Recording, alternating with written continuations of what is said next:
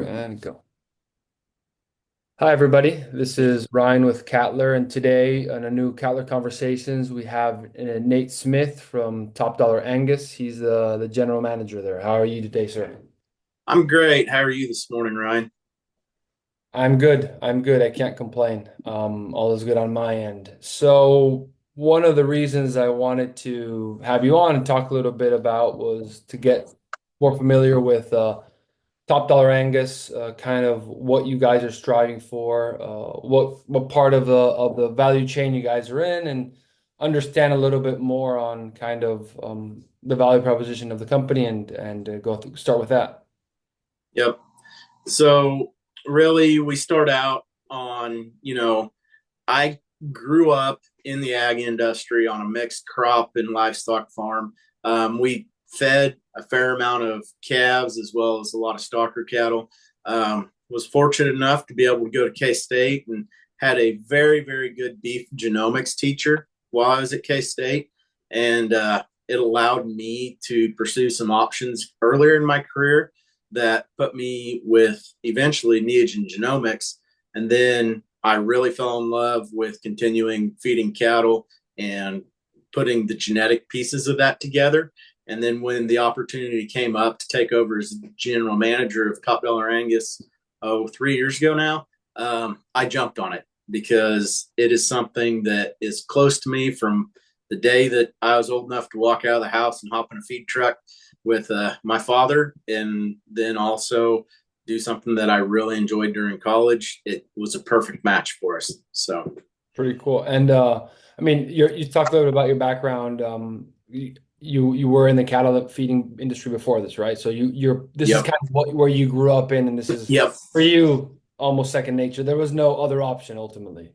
No, it was either do that or bump into the sheep industry. We had some ewes as well, but no, this was always passion and love for especially the feeding side. So, Cool. And from from a top dollar Angus side, what is the value proposition that you guys are bringing to the table, and how are you yep, trying to revolutionize kind of yep. So Top Dollar Angus, what we really focus on is verifying feeder cattle to be in the top 25% for growth and carcass traits, looking at EPDs or genomic tests or even some carcass data from time to time to establish that these cattle are genetically superior for those traits that are most profitable at the end of the day for the feeder in particular.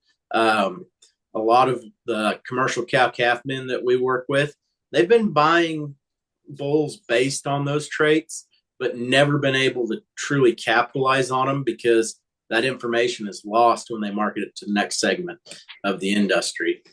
And at the same time, we're trying to bring those cattle to the feed yards because at the end of the day, if they do have those traits such as marbling, carcass weight, ribeye area, those pieces, and average daily gain, they're going to be worth more at the end of the day when they sell them on to the processor to be harvested. Right.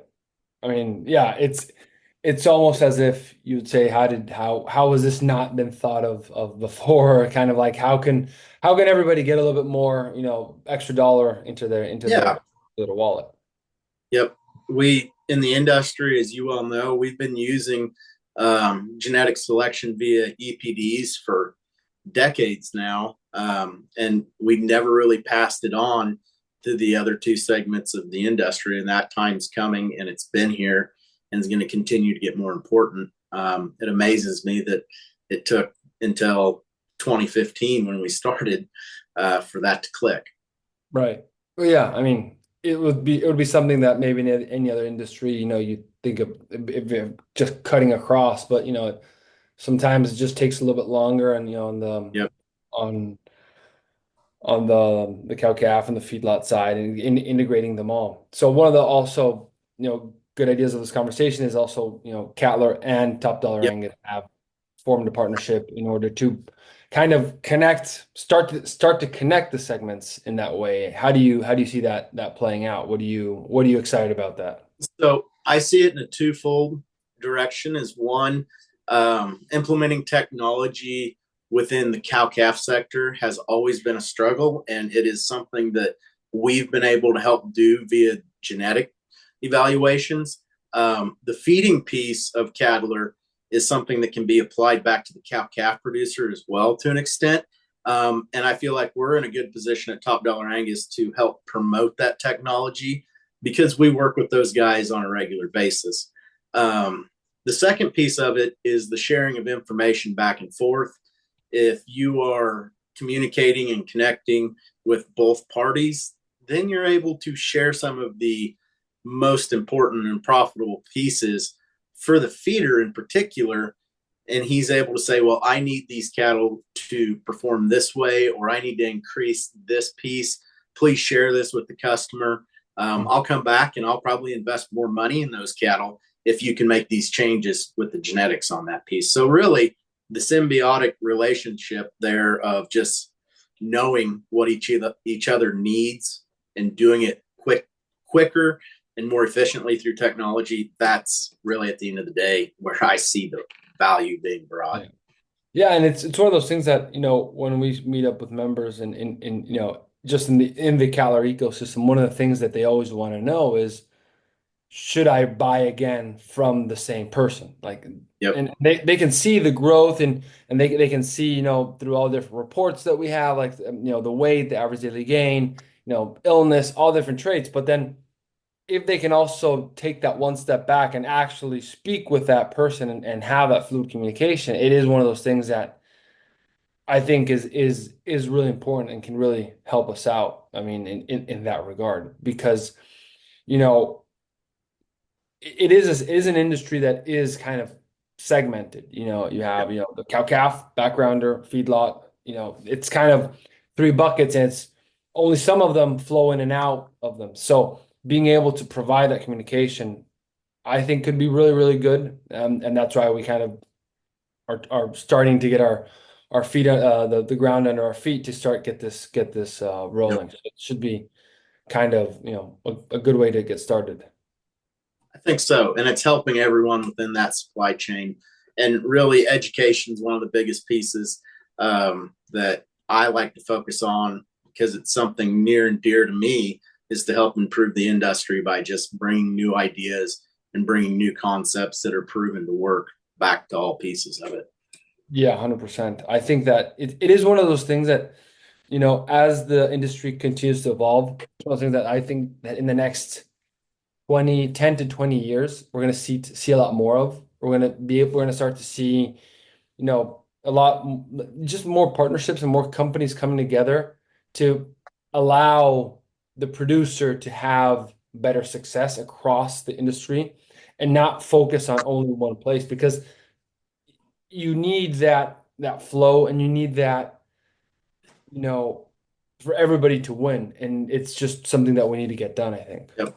It's the continuity of helping provide value to everyone and showing where that value is actually coming from. The transparency behind that is really, in my opinion, as important as anything. The culture within the cow-calf industry has always been that the feeders are out to get you and the packers out to get you.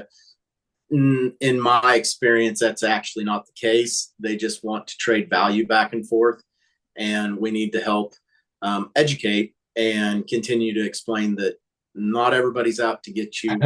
Your information's worth more, and they will reward you for it at the end of the day. So, right, which is a little bit of what you're saying, what we talked about, several times, the role of yep. data over the next, decade or so. Like, Yep. how do you see that impacting, So the way I see it impacting is we're going to increase quality. And that's something that we look at, that it has to be from a bottom up. The actual product has to increase from the bottom up. But now we're going to know from the top down what that quality is supposed to be. I see over the next 10, 20 years that we're going to be more specific and more dialed in onto what actually brings more value and what creates profits for each sector just by this use of technology alone. We've seen what technology will do in a lot of the other industries. It's coming now in the beef industry. Supply chains are starting to develop, and a lot of those, it's not even going to be 10 years, it's going to be 5 years. And it's going to continue. We've seen even expansion in the packing world and getting away from such siloed and large companies doing all of the business to now we're getting more and more smaller companies that are going to be involved. It's been good for the industry as a whole. Yeah, and I mean this also goes hand in hand with what we're seeing right now from an inventory perspective and the Yep. pricing. You Yep. see that it's, you want to really know what you have in your yard. You really want to know, hey, is this the best option for me? And the only way you can do that is if you say, okay, I have this trait, this trait, this trait. This is what they're Yep. expected to do. This is what the previous have done. This is what they're doing in this state, this state. You Yep. can play around with all of that, I think, as well. I mean, I would agree it's not as completely. easy. Yeah. Yep. And just being able to track that via like I said, an efficient system like Cattler, that's where the difference really comes in. Yeah, it's one of those things. There's a lot of moving parts in the industry right now. Also, generational changes. A lot of, younger young adults, they're not kids, but young adults, they've grown up in this era of technology and data and kind of sharing and integrating. It's one of the things that maybe the older generations were much more, secluded. This is what I do, this is how I do it, and what I do is different to yours because mine has this special sauce. And that has been one of the things that has been exciting to see as we've moved, especially in the last 5 years that we've moved through, is the embracing of new ideas and new technology by the younger generations. They see that they're leaving dollars on the table by not using some of these ideas and softwares and technology in general.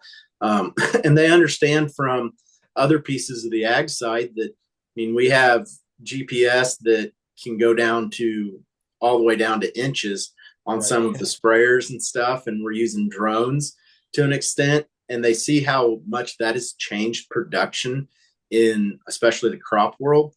And they realize there's no reason we can't do that in the beef world. I mean, it's there. It's just getting it implemented. And that's usually always the hardest part. I mean, implementation in any chain of the ag chain is very difficult. The crop side and row crop is 20 to 30 years ahead of us in that, in which, they've been able to validate the fact that using technology gives you these kinds of results. That's where we're starting just right now to get into. And it's as if that there's you want to jump into the pool, there's water, it's fine, it's not cold, you're not going to get hurt, but it's all about that last second before you jump. And I think that's kind of where the newer generation comes in with that mentality of we just have to do this, like we Yeah. we cannot wait any longer, just because of, if they could probably open their phone and show them 15 different friends of theirs through different social media that, hey, they're doing this and this works because of A, B, and C if I look on their website. And I think they understand that as rapidly as the world is moving now, that if you don't actually invest in some of these right now, you will be left behind. And instead of seeing average to actually premium prices, you're going to be facing discounts in the future if you don't all of a sudden invest now.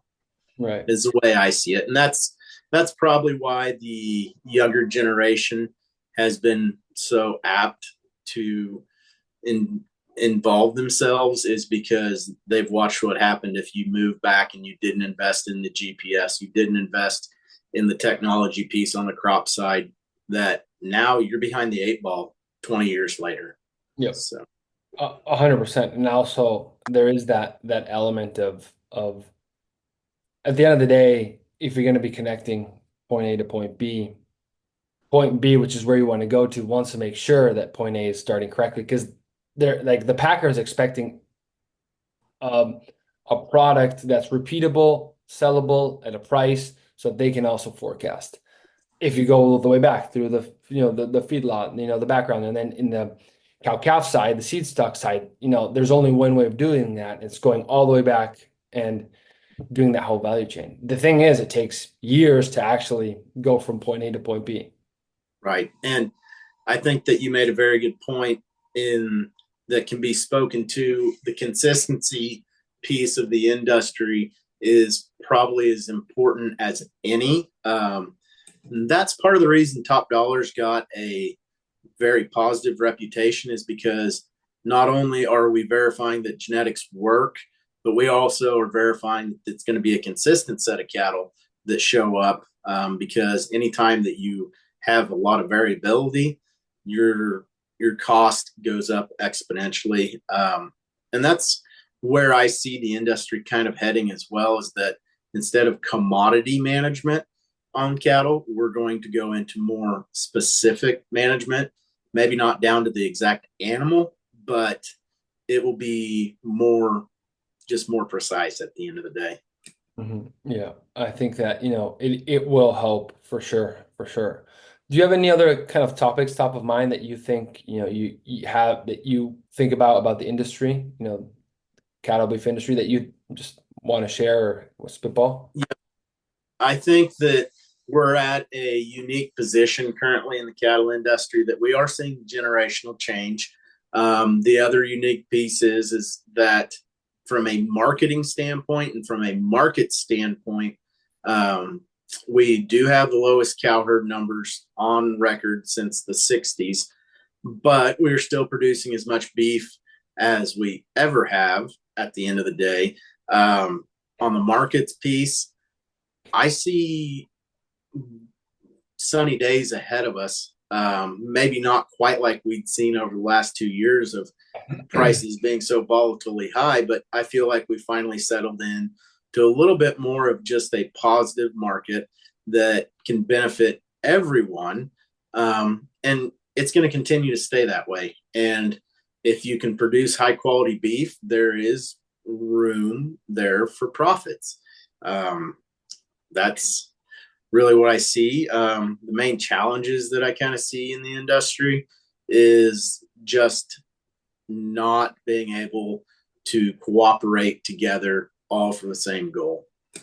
Very cool. And what would you say about the current prices right now? What they're at I now. think, How do you see that playing into yep, into? I see current prices continuing to maintain, if not tick up a little from where they are. A lot of the feed yards that we work with, that we promote cattle to, have put up a lot of feed in the last, well, right now, 30 days, due to grain commodity prices.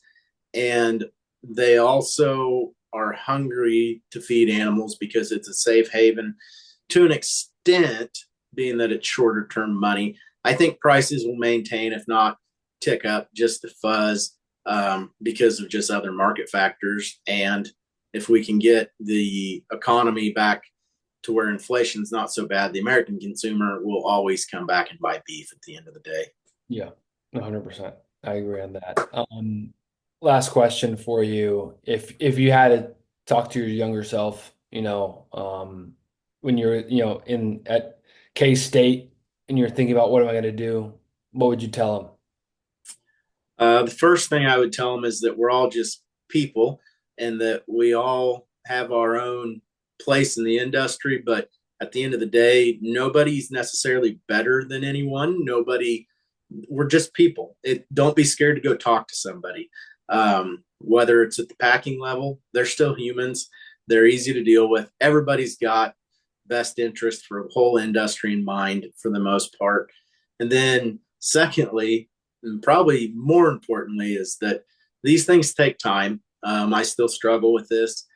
Patience and changing the industry doesn't happen in a year, it happens in 5 years, but you have to keep pushing to help make that change. Yeah, I agree. I think it's the industry has its own ways and it has its own flows, has its own timeline and being patient, respectful is kind of a good way to kind of end our conversation as well. I Yep, think I it's think about so. like I said, people, patience, and just being a good person. I think it's just the way Yep. this needs to move. So I really do appreciate the time. Thanks a Yeah, bunch. I enjoyed it.